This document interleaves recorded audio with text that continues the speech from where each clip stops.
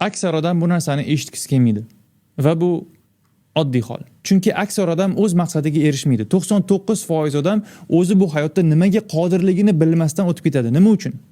Chunki ular dopamin oqimini boshqarmaydi. Boshqacha qilib aytaman, sizga ham shu tanishmi? Kitob o'qish yoqmaydi. Bir varoni tugatguningizgacha yuragingiz siqilib ketadi yoki 1 soatlik foydali video yoki darslikni ko'rguningizgacha zerikib ketasiz. Vaqt o'tmayotgandek tuyuladi.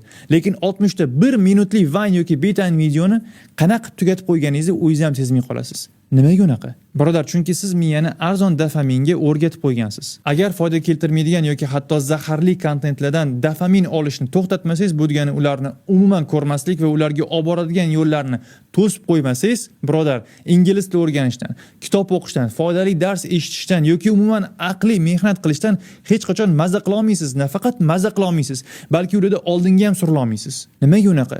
Chunki sizning miyangiz arzon dopaminni talab qilaveradi.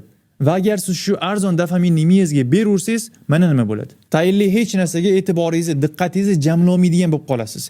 Hech narsani eslab qola olmaysiz. Har 5 soniyada nimagadir chalg'iydigan va chalg'ishni xohlaydigan bo'lib qolasiz. Yana mendan so'rashadi, nimaga dars qila olmayapman? Nimaga darslar miyamga kirmayapti? Chunki miyani chirtib yuborgansiz-da, birodar. Xo'p, endi nima qilish kerak? Detoks qilish kerak, birodar. Arzon dopamin beradigan hamma narsani chopib, dopamin rozasini tuting. Zerikishga o'rganing. Vine, betayin, blogerlar, musiqa, kino, o'yinlar hammasini tark qiling va faqatgina foydali narsadan dopamin oling. Faqatgina shunda, shuncha paytdan beri chirib kelayotgan miyangiz, birodar, sekin-sekin foydali va hayotingizga mazmun va manfaat olib kiradigan mashg'ulotlardan ham kayf qilishni boshlaydi inshaalloh. Buni, birodar, Allohning yaxshiroq quli, yaxshiroq farzand, yaxshiroq ota yoki ona va shunchaki yaxshiroq odam bo'lish uchun qiling. Yana qaytaraman.